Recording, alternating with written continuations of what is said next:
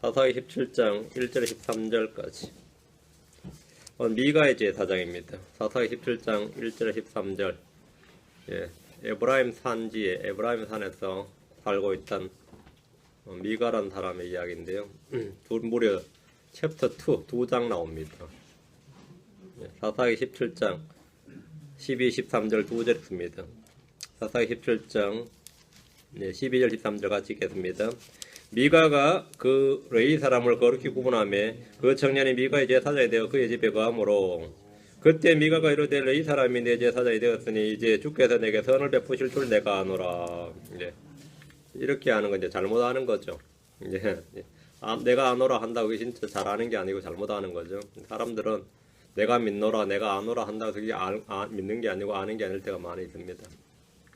자, 기도합시다. 위대하시고 거룩하신 주 하나님 감사합니다. 이 아침에 주의 말씀을 듣기 위해서 또 주께 경배하기 위해서 이 자리에 온 헌들을 기억해 주시고 주께서 풍성하게 말씀을 쏟아부어 주시길 원합니다. 주의 영께서 충만하게 임해 주시길 간구하고 마음속에 기쁨과 평강이 가득하도록 해주시길 원합니다.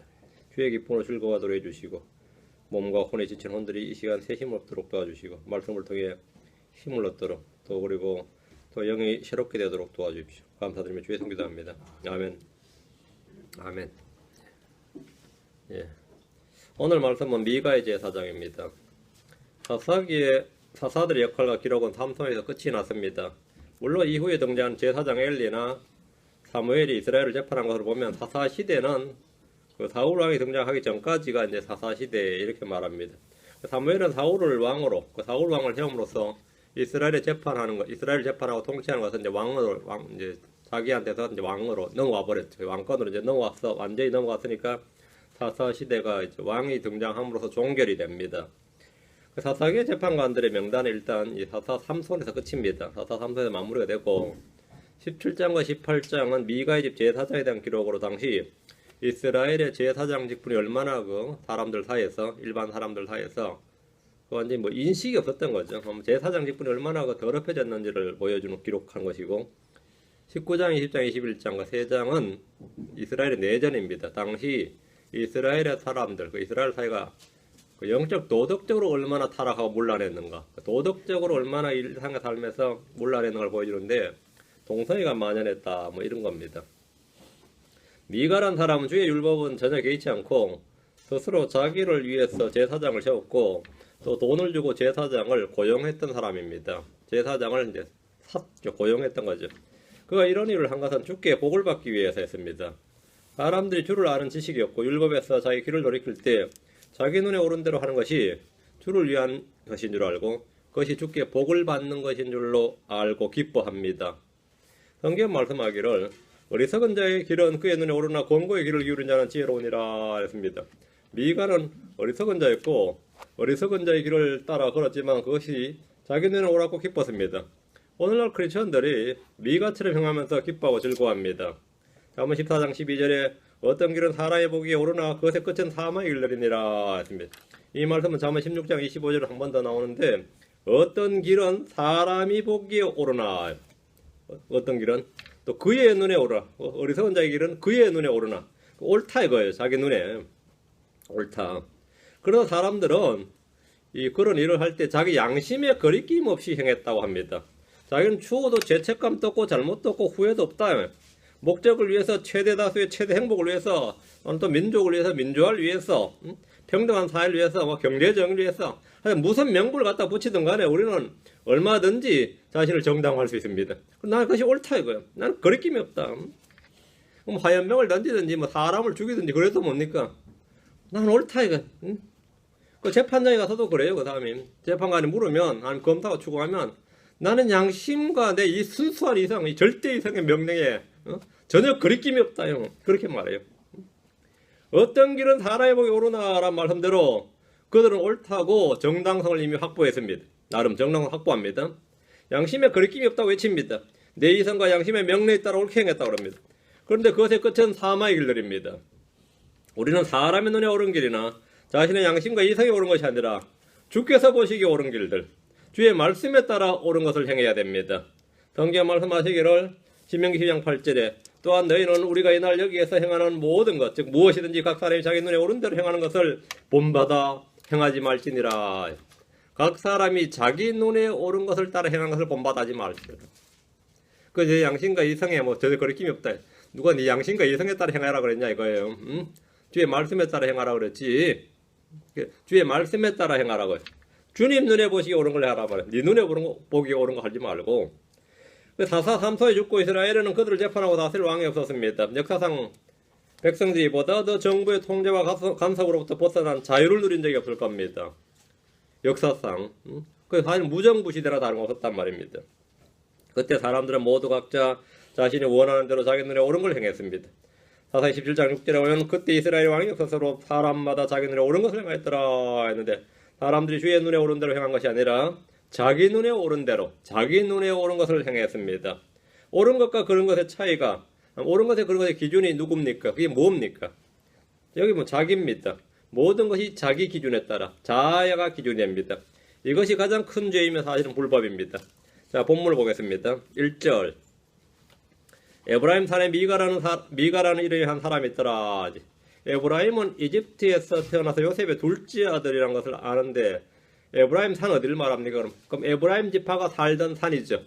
에브라임 지파가 살던 산인데 그냥 산 하나가 아니라 거의 산맥입니다. 에브라임 지파는 가나안 정복 전쟁 때 가장 강성한 지파 중 하나로서 가나안 땅의 정중앙, 가장 중앙에 가장 좋은 지역, 가장 비옥한 지역을 차지했습니다. 에브라임 지파의 땅을 관통하는 산악지대를 걸어서 에브라임 산지라 그래요. 여기 사마리아 산도 여기 있습니다. 에브라임 산지라 그러고 이걸 에브라임 산. 근데 이 산이 이제 남쪽으로 쫙 내려가면 유다 지파의 경계를 딱 통과하면서 그 산이 유다 지파, 유다의 산, 유다 지파의 산 이렇게 말합니다. 그 남북 왕국이 분열될 때 북왕국을 에브라임, 남왕국을 유다라 불렀는데 이들이 가장 큰 지파로서 각 지파를 대표하는 그런 지파였기 때문입니다. 요수아가 에브라임 지파이고 그가 죽어서 묻힌 곳이 이 에브라임 산입니다. 에훗이 모압 왕 에글론을 죽인 후에 군대를 모으기 위해서 나팔을 불었던 것도 에브라임 산이었습니다. 드보라가 이스라엘 재판할 때도 에브라임 산의 라마와 베델 사이에서 재판했습니다. 기드온은 사자들을 에브라임 산으로 보내서 에브라임 지파에게 도망하는 자들을 치도록 요청했습니다. 사사도 올라가 에브라임 산 밑에 거기 3일에 거했습니다. 사사기에서 에브라임 산이 얼마나 유명한 곳인지 아주 반복적으로 이 에브라임 산지가 나옵니다. 이곳 에브라임 산에 미가라는 이름이 한 사람이 있었습니다. 미가라는 이름은 미가스의 대언자 미가를 제외하고는 아마 이 사람이 분량을 가장 많이 차지할 겁니다. 사사기 17장 18장이 온통 미가란 한 사람의 이야기예요. 미가가 뭐 그렇게 대단한 일을 했느냐 그런 건 아니에요. 얼마나 악행을 저질렀는지 이야기가 무려 2장에 대해서 기록이 되어 있는데 그렇다고 뭐 사람 죽였다든지 뭐 음해다 그런 건 아닙니다. 미가는 굉장히 종교적인 사람이었습니다. 그의 입에서 항상 주님 이야기 항상 입에서 주가 항상 나옵니다. 주를 찾고 주를 부르고 주를 섬기고 맞죠? 그의 입에는 항상 주님이 나오는 사람이에요. 미가라는 이름은 뜻이 주와 같으시니까 누구니까라는 아주 이름 좋습니다. 주와 같으시니까 누구니까라는 뜻입니다. 자, 2절 그가 자기 어머니에게 이르되 어머니가 잃어버리는 건 1100세겔에 관하여 어머니께서 저주하시고 내 귀에도 그것에 관하여 말씀하셨사온데 보소서 그 은이 내게 있나이다. 내가 그것을 취하였나이다 하니 그의 어머니가 이르되 내 아들아 주께서 내게 복 주시길 원하노라 하니라. 대화가 좀 생뚱맞죠. 대화가 좀 아주 이 모자지간에 나눈 대화치고는 읽으니까 좀 어때요? 좀 이상한 대화죠. 미가는 자기 어머니의 돈 은 1100세겔을 훔쳤는데 어머니 노후 비자금을 다 훔친 거나 다름없어요. 전 재산을 훔쳐버렸는데 그 어머니가 그 돈 잃고 나서 얼마나 저주를 쏟아부었던지 그 저주가 이제 누구한테 들어간 거죠? 미가의 귀에도 아들 귀에도 들어간 거예요. 자기 돈을 훔쳐간 것에 대해서 아니면 훔쳐간 사람에 대해서 저주를 쏟아부었습니다. 그래서 이 자기 돈 훔친 자에 대해서 분노하고 저주하는 거야. 뭐 사람 본능이죠. 늙어서 말이죠. 그거 내가 쓰려고 놔둔 돈 뭐 1100세겔이면 상당히 큰 돈일 텐데 이걸 잃어버렸단 말이죠. 그래서 막 저주를 쏟아부었는데 이 구약성경 읽어보면 주께 맹세로 저주한 이들이 하는 말이 있습니다. 그게 뭐냐면 주께서 내게 벌을 내리시고 더 내리시길 원하노라. 주께서 그 사람에게 벌을 내리신 게 아니라 주께서 내게 벌을 내리시고 더 내기를 원한다. 이 말이죠. 내가 그럼 찾아서 죽이지 않으면 아니고 주께서 벌 주지 않으면 보복 못하면 차라리 내가 저주받기를 원한다는 거예요. 이런 저주한 사람은 꽤 많이 이런 식의 맹세에 저주한 사람이 그게 꽤 많이 나옵니다. 룻은 자기 어머니에게 맹세할 때 시어머니죠. 이 말을 했고 다윗 역시 맹세할 때 이 말을 했습니다. 자신이 뭔가를 절대로 하지 않겠다는 자신의 의지를 표현할 때 주께서 자기의 벌을 내리시고 더 내리시길 원한다고 말합니다. 미가의 어머니 역시 잃어버린 돈으로 인해 이런 저주를 했거나 얘보다 어떤 몇 배나 더 독한 저주를 쏟아부었는지 모릅니다. 어쨌든 아들이 움찔해가지고 엄마한테 자백을 했어요. 미가는 자기 어머니의 저주를 듣고 자신이 그 돈을 훔쳤다고 자백했습니다. 어머니의 저주가 상당히 독하고 무서웠던 것 같습니다. 미가는 자기 어머니에게 보소서 그 은이 내게 있나이다. 그 돈 내게 있다고요. 내가 그것을 취하였나이다 하면서 자신의 죄를 자백했습니다. 미가는 죄를 숨기거나 모른다고 잡아 떼지 않았습니다. 그러자 미가의 어머니는 아들을 욕하거나 징계하거나 뭐 아이고 내가 저주했는데 어떡하냐 이러진 않고 아니 뭐 당장 가져오라거나 역정을 이게 이제 보통일 것 같은데 내 아들아 주께서 내게 복 주실 원하노라 하고 이제 아이고 전혀 예기치 않는 이 말이 이제 엄마 입에서 나온 거예요. 돈을 훔친 아들 향해서 주께서 내게 복 주실 원하노라 하니까 도둑놈한테 도둑놈을 축복해 준 거예요 지금. 주께서 내게 복 주실 원하노라 하니까 이 도둑질하는 아들의 죄와 불법에 대해서 징계와 책망을 해야 될 때에 어머니는 그 어머니는 후에 복을 빌어줬습니다. 죄를 용서한 정도가 아니라 아예 잘했다고 칭찬한 겁니다. 흔히 눈먼 사랑이라든지 뭐 눈먼 모정하면 이 미가의 엄마가 대표적인 케이스죠. 주께서 내게 복 주실 원하노라 했는데 미가의 어머니는 자기 아들이 뭐 도둑질 했든 말든 간에 어쨌든 주께 복을 받길 원했습니다. 이제 회개해라. 그 주께서 내 죄를 사해 주실지 모르겠다. 뭐 이게 정상이죠. 아니면 에브라임 산지에 뭐 제사장을 찾든지 뭐 어떻게 해야 되는데 그런 건 뭐 전혀 없어요. 그런 지식은 전혀 없어요. 하여튼 네 하나 잘 됐으면 좋겠는데 내 저주로 말미암아서 네가 잘못된다든지 뭐 저주받는다 이건 원치 않는다 이거예요. 그냥 엄마의 정이죠. 이게 모정이죠. 모정. 3절 그가 은천 100세겔을 자기 어머니에게 도로 주매 그의 어머니가 이르되 내가 내 아들을 위하여 새긴 형상과 부어 만든 형상을 만들려고 이미 내 손에서 이 은을 주께 온전히 봉헌하였노라. 그러므로 내가 이제 그것을 내게 도로 주리라 하니라. 이 은천 100세겔의 그 용도가 엄마가 쓰고자 한 용도가 이거였다는 거예요. 아들을 위해서 뭐라고요? 예, 새긴 형상과 부어 만든 형상을 만들겠다는 겁니다. 그거 위해서 만들어 놓은 돈인데 마련해 놓은 돈인데 이게 잃어버렸기 때문에 저주했는데 뭐 어차피 아들을 위한 것이었는데 아들 가져간 거 보니 그거는 하나의 뜻인가 보다. 뭐 이런 거죠. 이렇게 된 거예요. 온전히 봉헌하였노라 이제 바쳤다는 말입니다. 미가는 저주하던 어머니가 도리어 복을 빌어주자 훔친 은 100세겔을 토해내서 자기 어머니가 돌려줬습니다. 미가의 어머니는 아들이 훔쳤다가 돌려준 그 돈의 용도를 말했는데 이거 자기 본래 넣어주려고 했던 것이다. 이 은 1100세겔이라는 돈은 자기 아들을 위한 우상 제작을 만들기 위한 용도로 주께 완전히 봉헌한 것이었습니다. 내 아들을 위하여 새긴 형상과 부어 만든 형상을 만들려고 그 새긴 형상이 있고 부어 만든 형상이 있죠. 그 새긴 형상은 조각이고 부어 만든 형상은 여러분은 뭐 말 그대로 이제 형상이 뭐 이게 환조라 그러죠. 이제 새긴 거 부조라 그러고 환조라 그러는데 여러분 뭐 이 부어 만든 형상이 좀 더 어렵죠. 새긴 형상은 판때기에다가 하여튼 평면에다가 전면만 하면 되잖아요. 그 새긴 형상을 보통 먼저 만들고 이제 같은 걸로 이제 부어 만든 형상을 만드는 겁니다. 부어 만든 형상은 완전 입체적이니까요. 이걸 위해서 봉헌한 것이었다는 거예요. 참으로 황당한 일이지만 이것이 당시 유대의 일반 시민들이 가진 영적 수준이었고 지식이었습니다. 미가의 어머니는 자기 아들을 위해서 주께 뭔가를 해야 되겠다. 이 정도는 알았어요. 내가 할 수 있는 일을 하겠다 이거야. 그게 돈이 드는 일이라도 하겠다. 근데 주께서 율법으로 금지하신 일을 하기 위해서 그 돈을 주께 봉헌했다는 겁니다. 출애굽기 20장 4절에 십계명에 나오죠. 어떤 부어 만든 형상도 만들지 말란 말이에요. 어떤 형상도 만들지 말라고. 미가의 어머니 아들을 위해서 주께서 내게 복 주실 원하노라 하면서 주님을 부를 줄도 알고 주님께 복을 구할 줄도 알고 주님께서 복의 근원이라는 것도 압니다. 아들을 위해서 주께 온전히 자기 재물을 봉헌할 줄도 압니다. 그러나 주를 아는 지식이나 진리의 지식이 전혀 없었습니다. 미가의 어머니는 자기 아들을 위한 사랑과 열정이 있었지만 지식을 따른 것이 아니었습니다. 이는 오늘날 유대인들이 주를 섬기는 것 같습니다. 열심은 있으나 지식에 따르지 않습니다.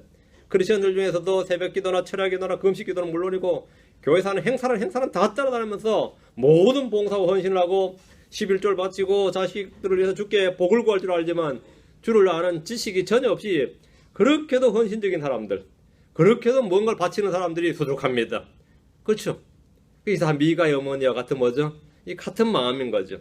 잠언 19장 2절에 또한 혼에게 지식이 없으면 그것은 좋지 아니하며 이렇게 말하고 혼에게 지식이 없으면 이 지식은 뭐죠? 진리의 지식, 주를 아는 지식입니다. 하나님 말씀 아는 지식이 없으면 그것은 좋지 아니하니라. 주의 백성이 지식이 없으면 포로 잡혀갑니다. 지식이 없으면 나무나 돌로 우상을 만듭니다. 지식이 없으면 자기를 위하여 새긴 형상의 나무를 세우며 구원하지도 못하는 신에게 기도합니다. 성경은 자기를 위해 세운 우상들에게 기도하는 자들은 지식이 없다고 하셨습니다. 자신의 사악함을 신뢰하며 나뿐이라 나에는 다른 이가 없도다 말하고 하는 이들은 지식이 없는 그 사람을 굳게 합니다. 하늘을 아는 지식이 없으면 망합니다. 미가의 어머니 주께 복을 받기 위해서 우상을 만들기 위해서 거금을 내놓았습니다. 예레미야 5장 51장 17절에 사람마다 자기 지식으로 말미암아 짐승같이 되고 주물공마다 새긴 형상으로 말미암아 당황하였나니 그가 부어 만든 형상은 거짓이며 그것들 속에는 숨이 없도다 했습니다. 이것이 당시 이스라엘의 영적 실상이었습니다. 이것이 미가의 어머니나 미가의 그 같은 이 지식이었어요. 미가의 어머니는 아들에게 돈을 돌려주면서 그 돈으로 새긴 형상과 부어 만든 형상을 만들게 했습니다. 4절 그러나 그가 그 돈을 자기 어머니에게 도로 주므로 그의 어머니가 은 200세겔을 취하여 주물공에게 주매 그가 그것으로 새긴 형상과 부어 만든 형상을 만드니 그것들이 미가의 집에 있더라. 은 1100세겔을 다 봉헌했는데 실제 쓴 돈은 200세겔이죠.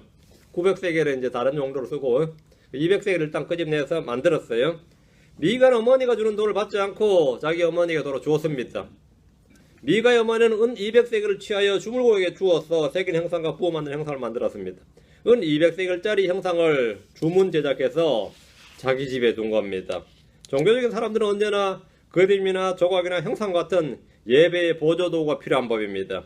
십자가라도 벽에 걸어둬야 그걸 보면서 그 앞에서 기도하고 예수의 초상화나 사진이나 부어 만든 예수의 형상을 목에 걸거나 벽에 걸어두거나 그래 좀 마음이 평안한 사람들이 있습니다. 집에 떡 문 열고 들어갈 때 처음에 보이는 게 그 예수의 형상이 그죠? 액자에 하나 걸려 있거나 말이죠. 하나 달려 있으면 뭔가 나네. 아니면 뭐 자기 차에라도 거울에 하나 걸어놓든가 자기 목에라도 걸고 다니면 어때요? 좀 나아요. 이게 바로 미가의 어머니의 스피릿이에요. 유유상종이란 말이죠. 미가의 어머니가 가졌던 이런 크리스천들의 모두 미가의 어머니와 유유상종의 믿음의 소유자들입니다. 그거 얼마 안에 사 이러면서 은으로 된 것도 있고 금으로 된 것도 있고 뭐 그냥 아무거나 만드는데 그냥 금으로 살짝 도금한 것도 있고 뭐. 여러분이 원하는 대로 구할 수 있어요. 큰 놈 작은 놈 그러죠. 마음대로 구할 수 있다고요. 그래가지고 그걸 말이죠. 반지에 하든지 모가지에 하든지 말이죠. 차에 걸어놓든지 집에 하든지 간에 해놓으면 어때요? 이상하게 마음이 편할까? 주께서 내게 복을 주시려고 나노라 뭐 안 오라 뭐 이런 거죠. 저는 이 신방을 요즘 뭐 거의 안 가서 보는데 가보면 말이야. 소위 크리스천들 집에는 일부러 뭐 안 해놨다가도 목사 온다고 하면 하나 걸어놔요. 그리고 말씀이라도 하나 걸어놓죠. 말씀에 액자 하나 걸어놓는다고. 그럼 영적으로 보입니까? 안 쓰던 성경 말이죠. 화장실 뒤에라도 하나 갖다 놓고 말이죠. 자기 화장실에서 성경 본다 하는 마음으로. 그 영적인 거 아니에요. 자, 5절입니다. 그 사람 미가는 신들을 섬기기 위한 집을 가지고 있었으며 에봇과 드라빔을 만들었고 자기 아들들 중에서 하나를 구분하여 자기 제사장으로 삼았더라. 미가는 매우 종교적인 사람이었습니다. 신들을 섬기기 위한 집을 가지고 있었고 에봇과 드라빔을 만들었습니다. 미가는 개인 전용 미니 신전을 하나 만든 겁니다. 미니 신전을 하나 만든 거예요. 에봇은 제사장에 있는 의복입니다. 미가는 사제복을 하나 만든 겁니다. 사제복을 하나 만든 거예요. 어느 종교나 종교인들은 그들이 입는 옷이 있습니다. 유대의 제사장들이 입는 옷이 에봇입니다. 드라빔은 작은 신상입니다. 드라빔은 가족의 복과 번영을 주는 수호신과 같은 그런 의미를 지니는 것인데 이것을 지닌 자가 그 집의 상속권을 차지합니다. 라헬이 떠날 때 자기 아버지 라반의 드라빔을 훔쳐서 떠나버렸죠. 그랬더니 아버지의 제사를 탐낸 거죠. 그 라반이 그거 찾았어. 야곱의 짐을 다 지쳤어요. 장막마다 찾아내면서 드라빔 내놓으라고. 그게 드라빔이 바로 그런 거 연관이 있는데 미가는 어쨌든 드라빔을 만들었습니다. 그리고 자기 아들들 중에서 하나를 구분해서 자기 제사장으로 삼았습니다.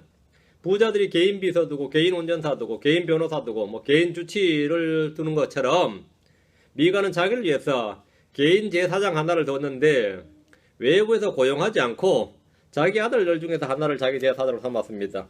아버지가 자기 아들을 개인 비서나 개인 운전사로 사무려 하거나 자기 딸을 네 별로 할 일도 없고 취직도 못했으면 그냥 우리 집 식모나 해라 아니면 가사 도우미로 삼겠다고 하면 어떤 생각이 듭니까? 남에게 돈 주는 게 아까워서 차라리 자기 가족 중에서 하나 골라서 돈을 쓰자는 식으로 이해할 겁니다. 다른 할 일도 없는 사람은 이런 일이라도 시키자 이렇게 생각할 수도 있습니다. 미가는 자기 아들들 중 하나를 구별해서 자기 제사장을 삼았는데 아마 제일 노동 생산성이 떨어진 아들 하나를 니는 제사장이나 해라 이러면서 뭐 그랬을 겁니다. 미가는 자기 아들들 중에 하나를 구별해서 자기 제사장을 삼았습니다. 여러분 자기 제사장을 삼았다 그랬죠. 그래서 자기 아들 하나를 제사장을 삼아서 자기를 위해서 매일 기도하고 복을 빌도록 한 겁니다. 어차피 신전 하나 만들어 놨겠으니까 여기 청소도 하고 아침 저녁으로 뭐 음식과 물도 갖다 바치고 말이죠. 내가 바빠서 못할 때 네가 해라. 보러 이제부터 네가 이제 전혀 담당해서 해라. 뭐 이런 겁니다. 그러니까 미가의 집에는 개인 전용 집사나 비서 대신에 미가를 위한 개인 전용 제사장이 탄생한 겁니다. 이게 미가의 훌륭한 점이에요. 남들은 그냥 비서나 집사 구할 때, 청지기 구할 때 미가는 그런 걸 구한 게 아니라 뭐라고요? 예, 제사장을 구한 거예요. 그래서 이제 개인 전용 제사장이 탄생한 겁니다. 제사장 직분은 아무도 스스로 취할 수가 없습니다. 자원한다고 되는 것도 아니고 왕족을 해서 되는 것도 아니고 율법에 정통하다고 해서 될 수 있는 것도 아닙니다. 오직 레위 지파만이 제사장이 될 수 있습니다. 신약에서 믿는 자가 모두 영적 제사장이고 왕가의 제사장이지만 율법 안에서는 아무도 스스로 제사장 직분을 취할 수가 없습니다. 6절 그때는 이스라엘에 왕이 없었으므로 사람마다 자기 눈에 옳은 것을 행하였더라. 미가가 이런 일을 할 수 있었던 것은 그 당시 이스라엘에 왕이 없었기 때문이라는 겁니다. 덕분에 사람들마다 저마다 자기 눈에 옳은 걸 행했습니다. 이스라엘에 율법이 없었으므로가 아니라 왕이 없었으므로입니다. 땅이 있고 법이 있고 백성들이 있는데 그들을 다스릴 왕이 없어요. 그 땅이 있고 법이 있어요. 국가란 말이에요. 땅이 있고 법이 있고 백성이 있으면 국가란 말인데 국가에 뭐가 없다는 거죠? 왕이 없어요. 율법은 있었지만 주께 받은 땅이 있었고 그들을 통치 규범인 율법이 있었지만 그들을 다스릴 왕이 없었습니다. 왕이 없다 보니까 사람마다 자기 눈에 옳은 것을 행한 겁니다. 목자가 없는 양들은 자기 눈에 옳은 대로 움직입니다. 율법에 따라 레위 제사장이 있었음에도 불구하고 미가는 자기 집에 신들 위한 집을 만들었고 자기 아들들 중 하나를 제사장으로 삼았고 그의 어머니는 새길 형상과 구워 만든 형상을 만들었습니다. 모두 다 자기 마음대로 자기 눈에 옳은 대로입니다. 우리는 이런 것을 일컬어서 뭐 개판이다 무법천지다 하지만 성경은 점잖게 이제 사람마다 자기 눈에 옳은 걸 행하였더라 이렇게 지금 표현하고 있는 겁니다. 미가는 자기 양심과 이성이 명령하는 대로 자기 눈에 옳은 것을 행했지만 그것은 옳은 것이 아니었습니다.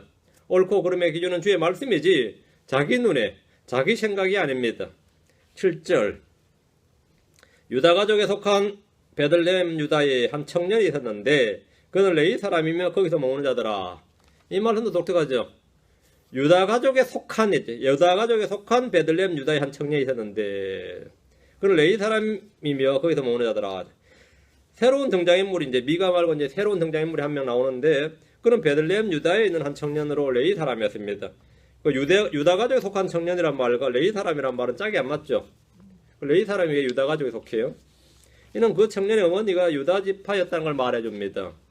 대제사장 아론이 유다 지파의 아내를 맞았던 것처럼 이 청년 역시 레위 지파였는데 어머니가 유다 지파의 여자를 아내로 맞았던지라 그는 유다 지파에 속한 레위 사람이 된 겁니다. 레위 사람은 제사장 지파입니다. 그의 어머니는 고향 유다 베들레헴 유다에 머물렀습니다. 이것은 룻기의 배경이 되는 곳입니다. 이곳은 다윗의 고향이며 예수 그리스도께서 태어나신 곳입니다.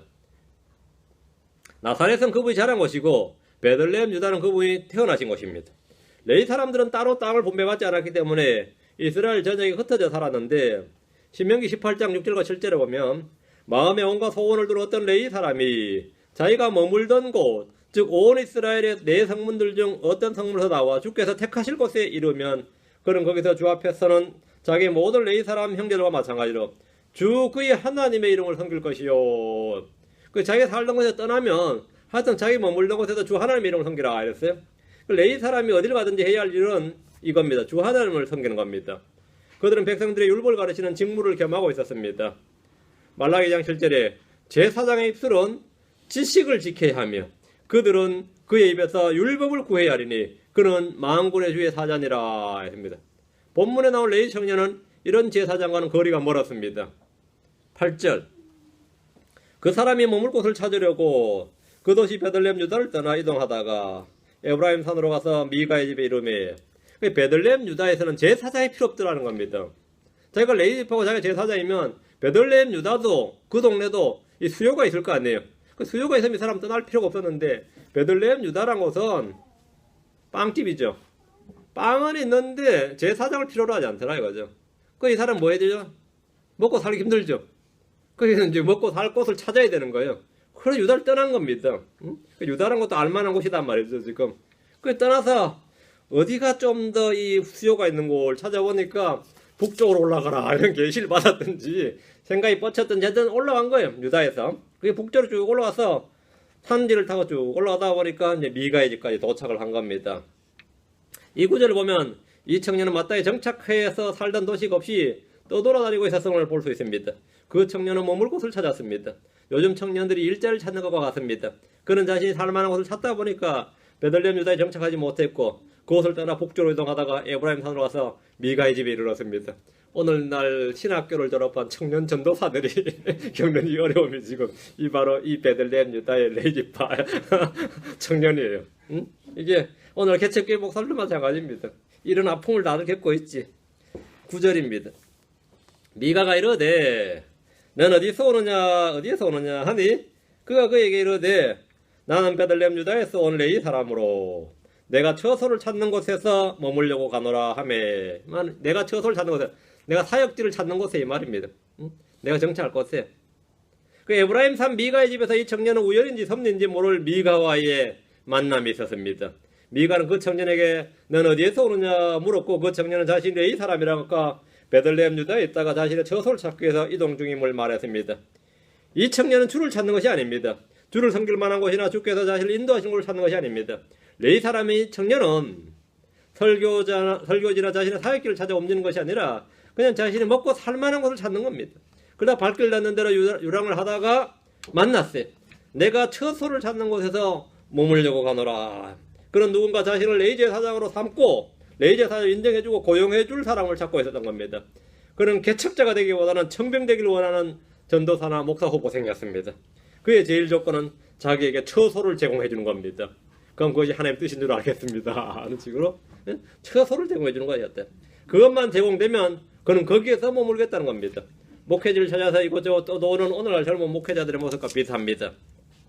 10절 미가가 그에게 이르되 나와 함께 거하며 나에게 아버지와 제사장이 되라. 내가 해마다 은 10세길과 의복 한 벌과 양식을 주리라 하므로 그 레위 사람이 거기로 들어갔더라. 미가의 집으로 들어갔다 이 말입니다. 미가는 그 레위 청년의 말을 듣자 즉석에서 그를 자기 집 제사장으로 고용을 했습니다. 나와 함께 거하며 나에게 아버지와 제사장이 되라. 미가는 그 청년을 자신의 아버지와 제사장으로 특채한 겁니다. 아버지와 제사장, 독특하죠? Father and Priest. 아버지와 제사장의 종교가 미가의 집에서 처음 시작되었습니다. 성경에서 지금 처음 나오는 말이에요. 오늘날 캐톨릭은 자신들을 아버지와 제사장이라고 부릅니다. 아버지 Father라고 그러고 제사장이라고 하죠. Priest. 한국은 사제라고 그러죠. 사제가 제사제란 말입니다. 사제가 제사에 가깝고 한 말입니다. 이 말을 어감상 뭐 철강 강체라고 같은 말이에요. 한국말을 바꿔도 되는 건 말 많습니다. 그 사제, 제사장이란 말이에요. 영어는 이제 priest죠. 그리고 그애는 father라고 그래요. 한국 사람들도 이제 father라 부르지는 않습니다. 한국 천주교에서는 이 캐톨릭 주교한테 아버지 잘 안 보여. 그냥 신부한테 그 신부가 부자가 아버지 부자입니다.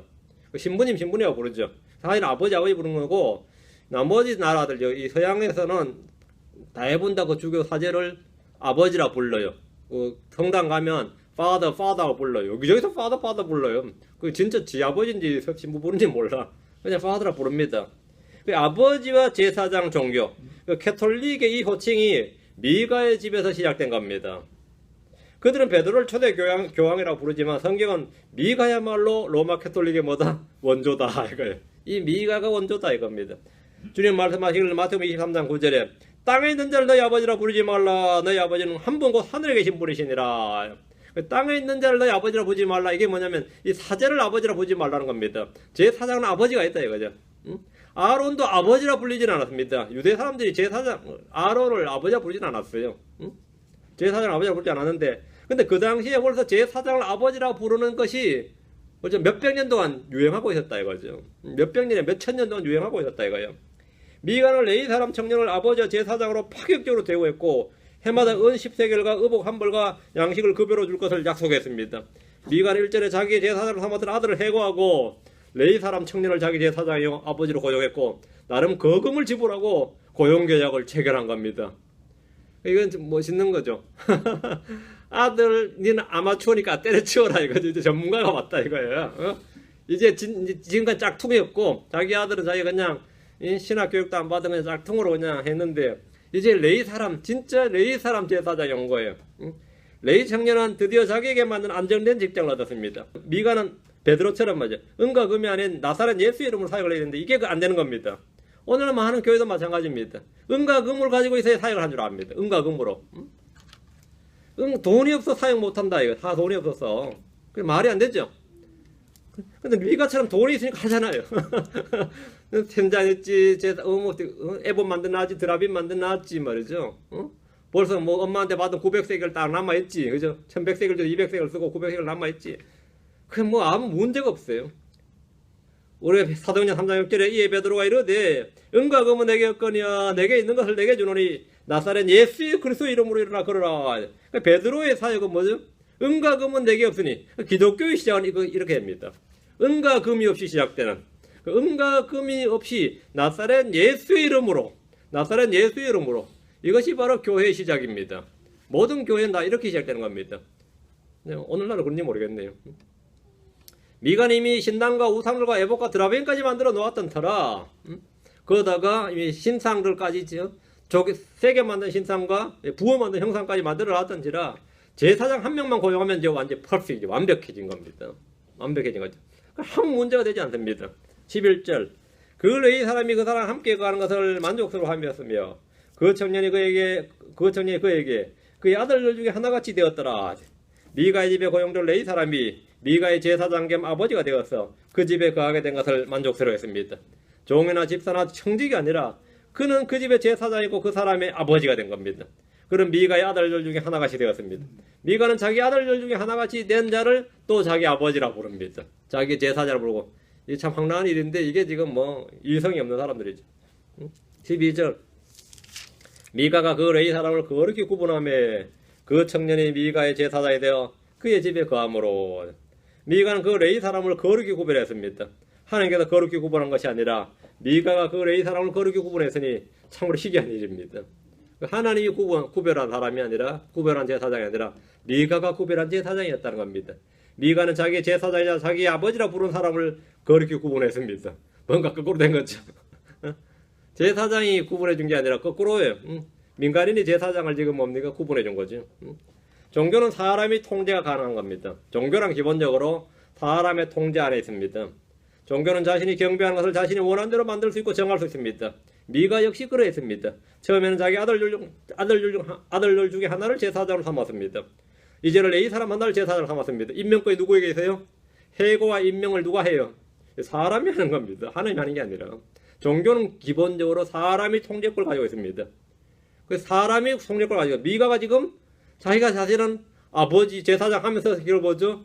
자기가 먹을 것 주고 옷 주고 뭐죠 장소 제공하고 자기가 다 통제하고 있는 거예요. 자기가 다 통제하는 겁니다. 미가가 그랬다는 거죠. 그래서 이제 레위 사람 제사장 하나 다 삼았고 그리고 그에게 합당한 지위를 부여주고 역할을 주고 급여를 정하고 이제는 그렇게 구분하고 모든 것을 다 자기가 정합니다. 종교는 다 자기가 정하는 거예요. 이것이 종교입니다. 사람들은 우상을 숭배하지만 사실은 우상에 대한 통제권을 가집니다. 여러분이 누구를 섬긴다, 누구를 우상을 섬긴다면 사실 그 사람 뭐죠? 그 사람이 통제하는 거예요. 그 사람이 그걸 내가 새벽에 몇 시에 일어날지 몇 시간 기도할지 누가 정하죠? 내가 정하는 겁니다. 우상은 호흡이 없는 아무것도 아닌 존재이기 때문에 사실은 우상 숭배자가 우상을 통제합니다. 그러나 하나님을 섬기려면 우리는 아무것도 마음대로 할 수가 없습니다. 모든 게 다 하나님의 방법, 하나님의 뜻대로 순종해야 되는 겁니다. 하나님을 섬기는 성도는 예배 장소나 시간이나 밭의 헌물이나 제사나 모든 게 다 우리가 정할 수 있는 건 단 하나도 없습니다. 다 하나님이 시키는 대로 순종해야 되는 겁니다. 이것이 사람들이 견딜 수가 없는 겁니다. 내가 통제권을 가져야 되는데 당장 우리나라에도 이 불교가 제일 유명하죠. 그 불교 한번 생각해 보세요. 절을 어디에 지을지 누가 정하죠? 돈 가진 사람이 정하는 거예요. 주인이 정하는 거예요. 몇 평짜리로 지을지, 그렇죠? 그리고 어디다가 전을 만들고 안에 불상을 어디다 세울지, 얼마나 큰 거 세울지 누가 정하죠? 사람이 정하는 거예요. 돈 없는 사람은 나무로 만든 거 쓰고, 좀 더 있으면 돌로 만든 거 쓰고, 더 있으면 금치라도 하고, 응? 진짜 돈 있으면 뭐하죠? 은이나 금으로 만드는 겁니다. 응? 그래가지고 지금은 돌로 만들지만 내가 돈 좀 더 벌면 금으로 만들겠습니다. 부처님 그럼 얼마나 없게 다음은 금으로 만들겠습니다. 위치 마음에 안 들면 위치 이동 누가 하죠? 사람이 하는 거예요. 사람이 다 통제하는 겁니다. 자기는 그걸 섬긴다 그 앞에서 절하지만 절하면서도 뭐죠? 사실은 내가 주인이다 이거예요. 응? 네가 나한테 절 받아도 내가 주인이다 이거야. 열 받으면 이제 엎어버릴 수 있죠. 엎어버릴 수 있어. 엎어버릴 수 있죠. 그 종교라는 것은 기본적으로 사람이 통제하는 거, 그 자기 것이기 때문에 그 종교를 모독하면 왜 사람들이 막 분노하냐면 그 자기 것이기 때문에 내 거 모독한다고요. 근데 여러분이 크리스천들이 하나님 모독해도 가만히 있죠. 내 것이 아니라서 그죠? 내 것이 아니라서 그래요. 자기 것이 아니라서. 아주 웃기는 이야기예요. 이게 우리는 모든 것이 다 하나님의 주권, 하나님의 권한 안에 있는 겁니다. 우리가 가질 수 있는 권한이 하나도 없습니다. 특히 예배에 관해서, 제사장제에 관해서는 우리가 정할 수 있는 게 딱 한 개도 없어요. 어느 날 경배 드려야 되고, 무엇을 드려야 되고, 어떻게 드려야 되고, 이런 게 다 하나님한테 있습니다. 아, 내가 뭐 이번 6월절은 그냥 좀 연기하죠? 이게 돼야 안 돼요? 이스라엘은 그게 가능해요?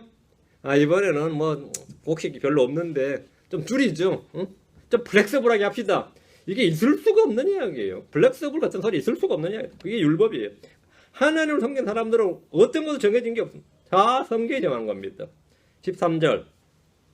그때 미가가 이르되 레위 사람이 내 제사장이 되었으니 이제 주께서 내게 선을 베푸실 줄을 내가 아노라 하니라. 미가가 레위 사람을 고용해서 자기 집에 거하게 하고 자기의 유급제사장으로 삼은 이유가 이겁니다. 개인 전용 제사장, 유급제사장입니다. 자기 아들이 제사장일 때는 뭔가 어색했지만 이제는 레위 사람이 자기의 제사장이 되었으니 이제는 주께서 자기에게 선을 베푸실 줄로 안다고 믿는 겁니다. 미가는 주께 복을 받을 줄로 믿고 확신하고 있습니다. 내가 아노라 했어요. 이거는 뭐 믿는 거 이상이죠. 사람들의 믿음이 다 성경적 믿음은 아닙니다. 믿는다고 할 때 어떤 믿음은 자기 확신입니다. 자기가 생각해서 이렇다고 나름 결론을 내리고 그대로 믿는 겁니다. 미가는 자기가 한 일이 주께 복을 받을 일이라고 확신하고 있었습니다. 하나님이 세운 제사장, 하나님이 세운 성막, 하나님이 정해주신 대로 드린 헌물, 하나님이 행하신 일이 아니라 자기가 한 모든 일은 아무것도 아닙니다.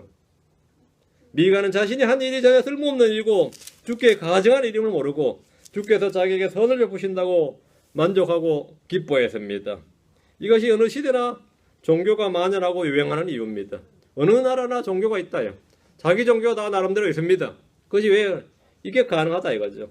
주께서 친히 하신 말씀이 없고 주께서 친히 주신 말씀, 주께 받은 말씀이 내 안에 없고 주의 말씀으로 갖는 확신이 아닌 모든 확신은 사실은 속임수고 영적인 망상입니다. 내가 이렇게나 했는데 주님 내게 복을 안 주시랴. 내가 이렇게나 열심히 했는데 내가 이렇게 열심히 주를 섬기는데 그 자기 방식대로 자기가 원하는 대로 자기 마음대로 한 거 있죠. 자기 만족을 위한 겁니다. 그렇게 해놓고 뭐라고 하죠? 예, 주께서 내게 선을 베푸실 줄 아노라 하면 그걸 뭐라죠? 이걸 영적 망상이라 그래요. 이걸 딜루전, 완전한 속임수입니다. 속임수예요. 여러분 진리의 지식으로 주의 말씀에 따른 그 계시의 조명에 따라서 행해야 됩니다. 그것이 주께 복을 받는 길입니다. 오늘 여기까지 하고 다음 시간에 이제 미가의 집에 있던 이 레위 청년이 승진하는 장면이 다음 시간에 다음 시간에 완전히 승진해 버려요. 다음 시간에는 이제 미가의 승승장구하는 장면이 나옵니다. 이제 미가의 집에서 승진해서 이제 다한 지파의 제사장이 되는 놀라운 일인데 다음 시간에 하기로 하고 오늘 여기까지 기도하겠습니다. 주 하나님 감사합니다. 주님께서 은혜와 복을 위해서 오늘도 주의 말씀을 선포했습니다. 주님께서 우리가 주의 말씀의 조명이 없을 때, 또 주의 말씀이 제 속에 없을 때, 주를 아는 지식이 없을 때 얼마나 헛되이 주님을 섬기고 경배하고 또 복을 구하는지, 또 그렇게 영적으로 속임수, 영적인 기만을 당하는지 모릅니다. 아버지 하나님께서 은혜 베풀어 주셔서 늘 주의 말씀이 저희 속에 가득하게 해주시기를 원합니다.